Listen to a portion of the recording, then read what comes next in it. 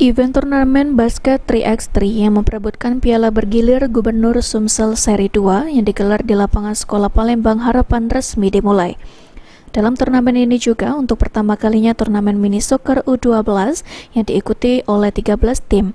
Pada laga perdana, tim SSB Sumsel melawan tim SSB Gandus. Di babak pertama, tim SSB Gandus dipaksa tunduk oleh tim Sumsel dengan skor 3-0.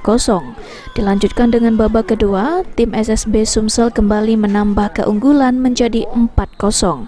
Hingga peluit panjang dibunyikan wasit dalam tim SSB Gandus tidak dapat mengejar ketinggalan dan harus menerima kekalahan dari SSB Sumsel. Erwin, pelatih dari SSB Sumsel mengatakan anak didiknya hari ini bermain sangat baik di laga pembuka melawan SSB Gandus. Sesuai dengan arahan pelatih, selain itu dari segi permainan, tim SSB Sumsel sangat menguasai. Ini Pak, kan Sumsel menang dengan skor 4-0, apa tanggapannya? Anak-anak itu hari ini sangat bagus, walaupun musuh itu agak bisa main bola kan. Agak bisa. Anak menurut perintah dari pelatih. Oke.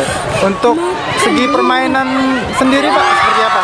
Kalau segi permainan kita menguasai karena musuh itu banyak yang belum bisa main bola.